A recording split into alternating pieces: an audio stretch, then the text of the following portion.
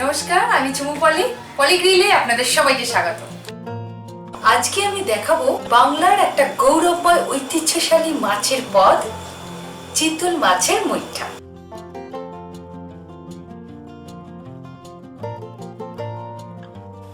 এই পদটা রান্না করা খুব একটা কঠিন ব্যাপার নয়, কিন্তু আসল ব্যাপার হচ্ছে এই চিতল মাছটাকে রান্নার জন্য প্রস্তুত করা। আমার আগেও কেউ কেউ এই পদটা দেখিয়েছেন, কিন্তু মুইঠা বানাবার মতন করে চিতল মাছ বাজারে কিনতে পাওয়া যায় না। সুতরাং নামে চিতল মাছের মুইঠা, কিন্তু কোন মাছ দিয়ে বানানো হচ্ছে সেটা বড় প্রশ্ন চিহ্ন। আমি দেখাচ্ছি আসল চিতল মাছের মুইঠা। মাছটাকে কিভাবে প্রস্তুত করবেন সেখান থেকে শুরু করছি। চিতল মাছের গায়ে এরকম ছোট ছোট আঁশ হয়, এগুলো ভালো করে পরিষ্কার করে নিতে হবে। মুখের কাছে এই ছোট পাখনাটা কেটে ফেলুন, পিঠের উপরের এই পাখনাটাও কেটে ফেলুন। এবার এরকম স্ক্র্যাপার দিয়ে গায়ের সমস্ত আঁশ ভালো করে ছাড়িয়ে ফেলতে হবে।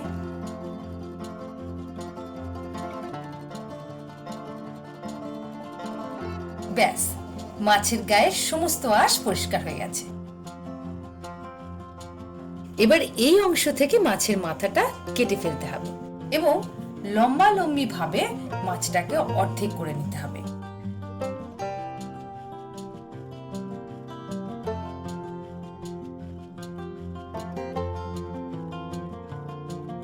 মাথাটা কাটার পর মাছের পেটের এই অংশ থেকে মাছের পিত্তি এবং অন্যান্য অপ্রয়োজনীয় নাড়ি ইত্যাদি ভালো করে পরিষ্কার করে ফেলুন।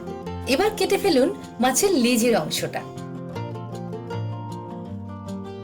ব্যাস, এবার লম্বা লম্বি ভাবে মাছের গাদা এবং পেটে আলাদা করে নিন। এইভাবে মাছের পিত্তি সাবধানে বের করবেন। পিত্তথলি যদি ফেটে যায় মাছ কিন্তু তিতো হয়ে যায়, খাওয়া যায় না।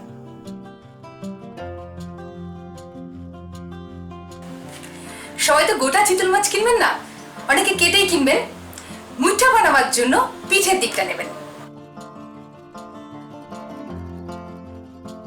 এই পেটের অংশটা ঝাল বানিয়ে খেতে পারেন, যেটা অন্য সময় দেখাবো। এবার এই অংশটাকে কিভাবে প্রস্তুত করবেন সেটা দেখে নিন। এসব ভারী কোনো বস্তু দিয়ে এভাবে আঘাত করে ছালের নিচে মাংসলো অংশটা নরম করে নিতে হবে। দুদিকটাই ঘুরিয়ে ফিরিয়ে এরকম করে নিন।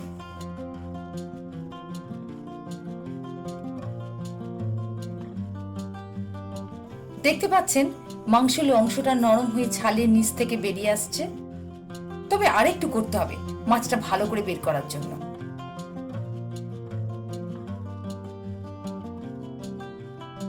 ব্যাস, এবার এভাবে চামচ দিয়ে চেঁচে বের করে নিন ছালের নিচের মাছের মাংসের অংশটা।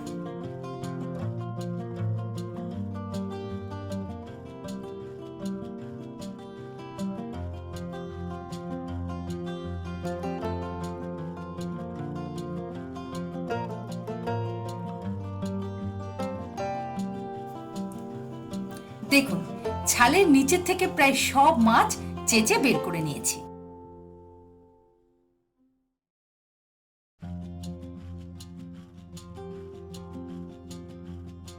মাংসলো অংশটা বের করে নেওয়ার পর মাছের ছাল আর শিরদাঁড়া এরকম পড়ে থাকবে। এবার বাটিতে চেঁচে নেওয়া মাছের মধ্যেকার ছোট ছোট সব কাটা বেছে ফেলে দিন।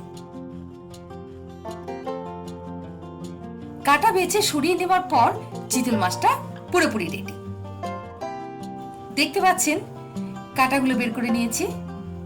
এই ছাড়ানো মাছটার ওজন প্রায় 400 গ্রাম। মুইঠা বানাচ্ছে মুঠোয় যতটা ধরে।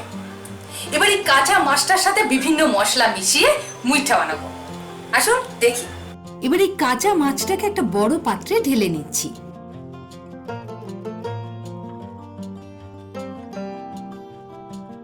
এর সঙ্গে মেশাচ্ছি হাফ চামচ লবণ, হাফ চামচ হলুদ গুঁড়ো, 1 কাপ কুচনো পেঁয়াজ, হাফ চামচ আদা বাটা, 1 চামচ রসুন বাটা।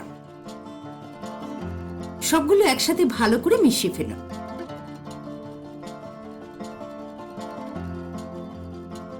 এবার এর সঙ্গে মেশাবো একটা মাঝারি সাইজের সিদ্ধ আলু। চিতল মাছ খুব সহজেই মন্ড পাকিয়ে যায়, তবু আলুটা দিচ্ছি মাছের বড়াগুলো নরম রাখার জন্য।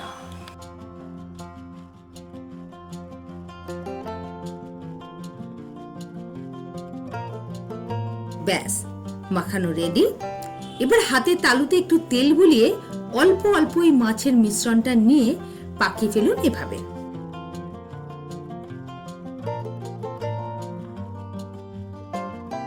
কলকাতার ফ্রিস্কুল স্ট্রিটের কাছে কয়েকটা বাংলাদেশি খাবারের রেস্টুরেন্ট আছে। ওইখানে কয়েকটা রেস্টুরেন্টে কয়েকবার চিতল মাছের মুইঠা খেয়েছিলাম।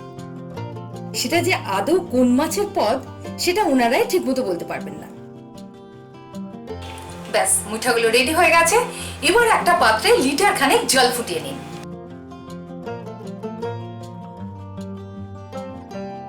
জল ফুটে গেলে চিতল মাছের কাঁচা মুঠাগুলো গরম জলে ছেড়ে ফুটিয়ে নিন। সতর্ক থাকুন, একদম বেশি ফোটাবেন না, 2 থেকে 3 মিনিট ফোটালেই যথেষ্ট।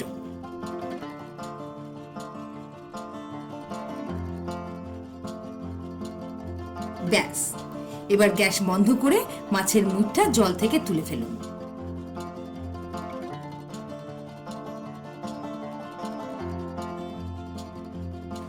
সেদ্ধ মুঠাগুলোকে এবার একটু জল ঝরে শুকোতে দেব। সরাসরি তেলের মধ্যে দিলে তেল ছিটকে আসবে। ততক্ষণে গ্রেভির মশলাটা রেডি করে নিই। একটা বাটিতে একসঙ্গে মিশিয়ে নিন হাফ চামচ আদা বাটা, 1 চামচ জিরের গুঁড়ো, 1 চামচ ধনে গুঁড়ো, হাফ চামচ লাল লঙ্কার গুঁড়ো, সামান্য একটু জল মিশিয়ে এই মশলা পেস্ট প্রস্তুত করে রাখুন।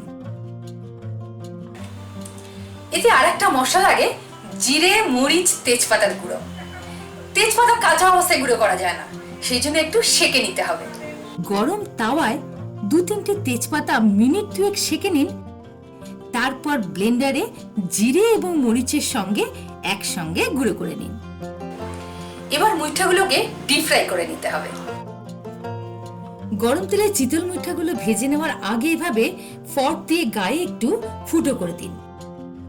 তারপর এক এক করে গরম তেলে ছেড়ে দিন। ভাজার পর যখন গ্রেভিতে দেবেন তখন খুব ভালো করে গ্রেভি অ্যাবজর্ব করতে পারবে। এই মুঠাগুলো খুব বেশি ভাজবেন না। এই মাছে অ্যালবুমিন জাতীয় প্রোটিন থাকার ফলে তাড়াতাড়ি শক্ত হয়ে যায়।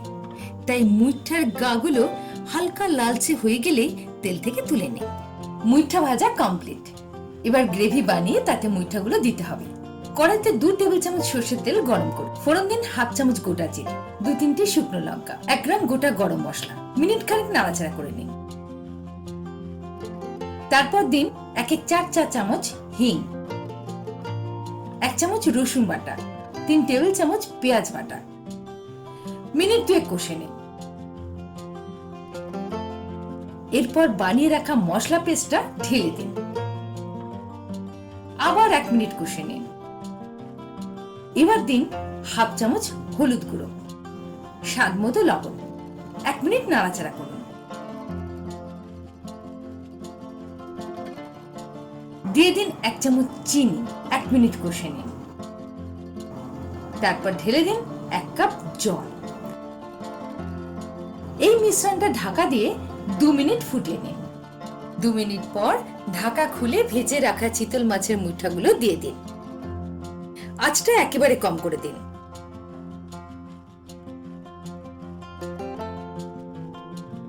দিয়ে দিন হাফ চামচ গরম মশলার গুঁড়ো। এবার দিন জিরে, মরিচ, তেজপাতার গুঁড়ো। মিশিয়ে ফেলুন। গ্যাস বন্ধ করে দিন। এবার 1 টেবিল চামচ ঘি দিয়ে চাপা এঁটে মিনিট 5 রেখে দিন। 5 মিনিট পর চাপা খুলে পরিবেশন করতে পারেন এই ঐতিহ্যশালী বাঙালি পদ চিতল মাছের মুঠা।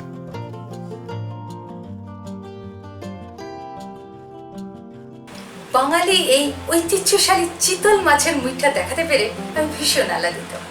ছোট্ট একটা কম্পারিজন, সচরাচর এই পদ খুব একটা রেস্টুরেন্টে পাওয়া যায় না। তবুও যদি কোথাও পান অবশ্যই খেয়ে দেখুন। তারপর আমার রেসিপি ফলো করে বাড়িতে বানিয়ে ফেলুন। তফাৎটা নিজেরাই বুঝতে পারবেন। আপনাদের আগামী দিনগুলো ভালো কাটুক। সঙ্গে থাকুন, দেখতে থাকুন, আবার দেখা হবে।